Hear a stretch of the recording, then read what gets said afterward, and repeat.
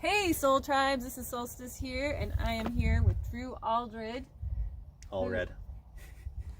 Allred? Yeah, Allred. Yeah, you won't forget it.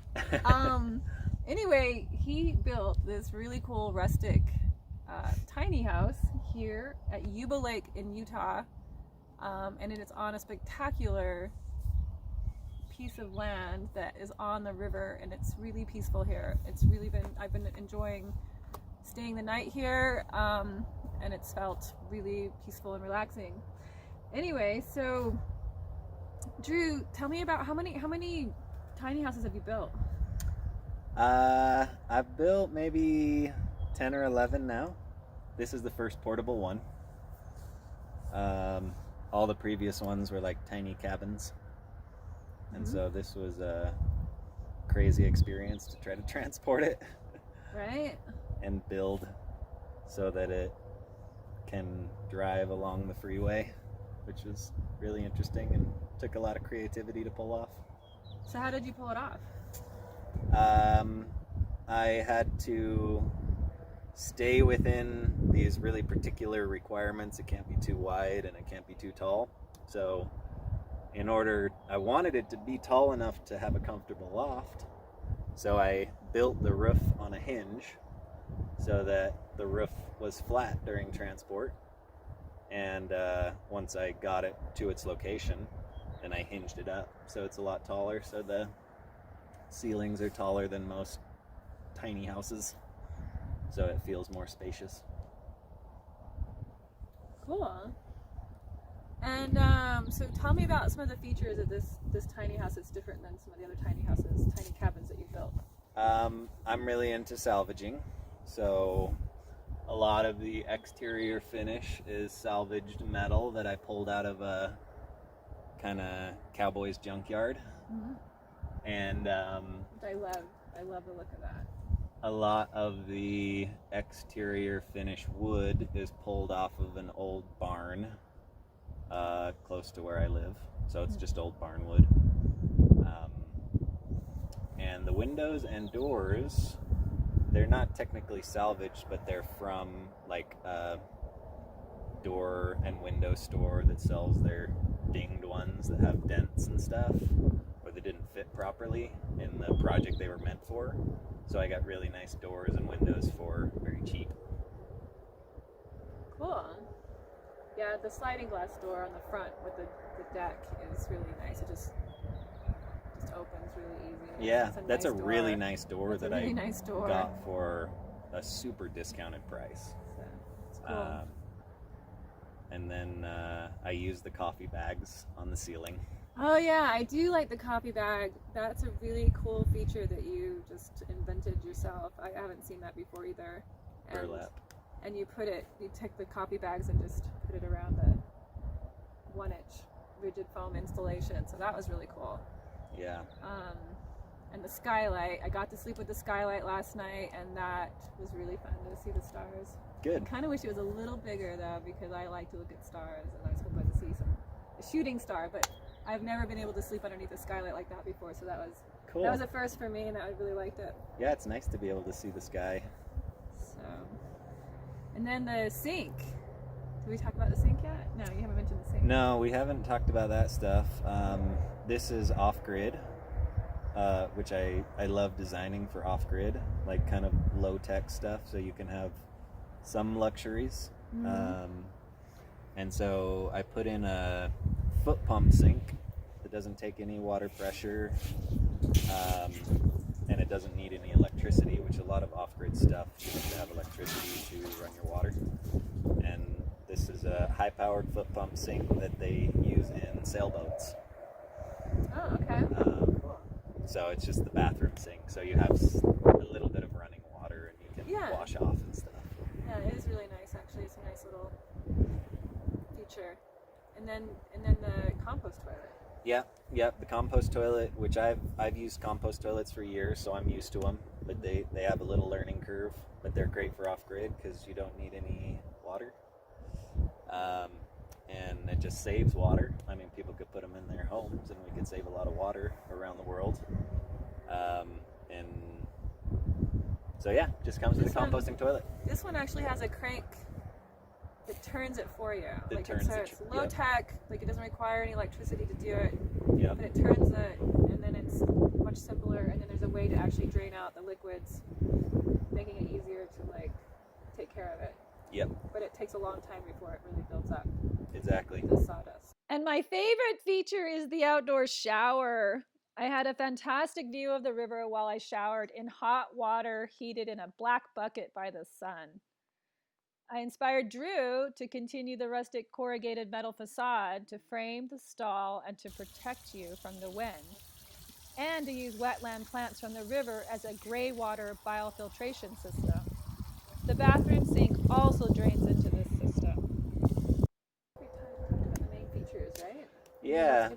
Yeah, the only other one that I can think of right now is the lumber on the deck is all from a local mill. And we built this mini deck today. I helped him build it today, which was really fun. Yeah. I got to use a nail gun for the first time. I need you to put 2 in. 2 in. Okay. Hang go. on, hang on, hang on. Okay, go for it.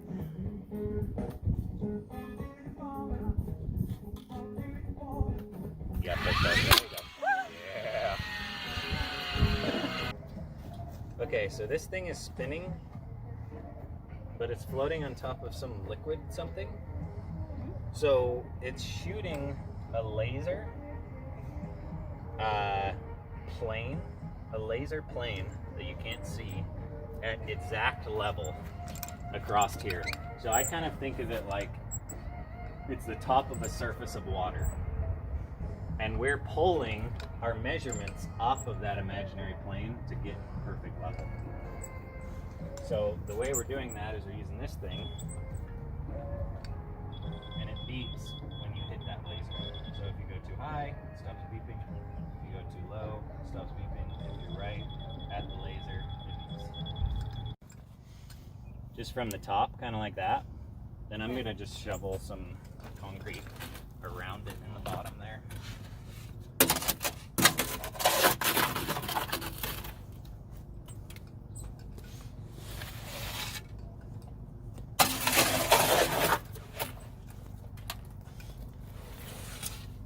Now, if you'll check level again a few times, see how she's looking. I'm gonna go find a little stick.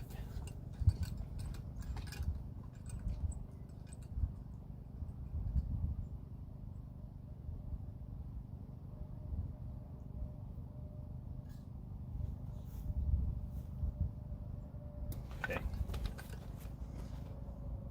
The only thing, if you stand up here and look down, you get a different perspective. So we're just gonna see if we can get it. How does that? Can you see it? Just a little bit less. Yeah. Okay. And then check both levels one more time. Okay. Now that I did that.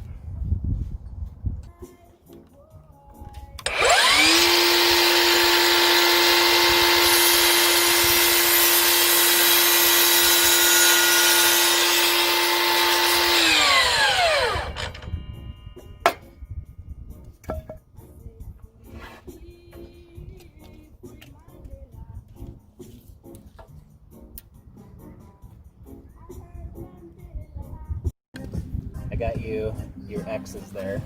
Okay.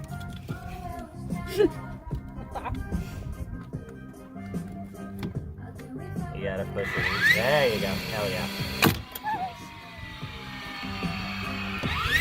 Good. But this is what the front deck is also made out of. This stuff from the local mill. Yeah, and they use only lumber that is from dead fallen trees. Oh wow! So they're not clear cutting any forests. That's great. And it's also just local resource rather than most of the lumber that we build with around here is from Washington and Idaho. So there's a lot of fuel transportation cost, which is tough on the environment. So it's just local product. Nice. I didn't know that they. Yeah, that's really cool to hear that.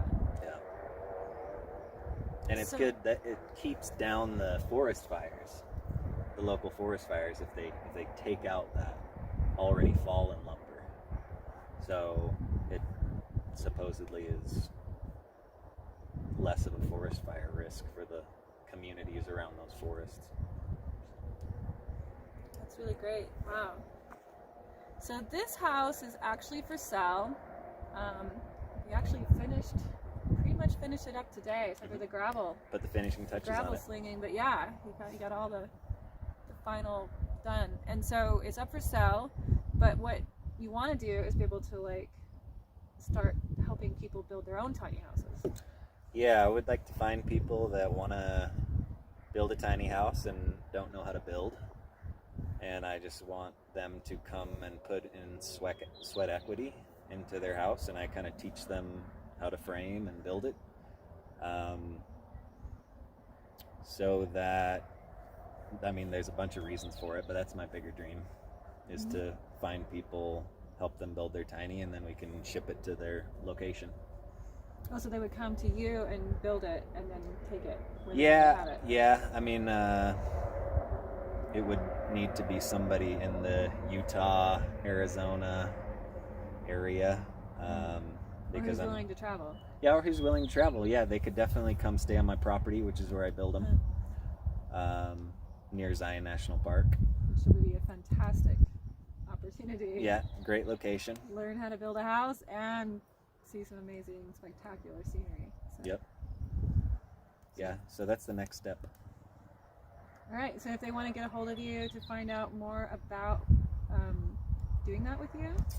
My email and my Instagram page.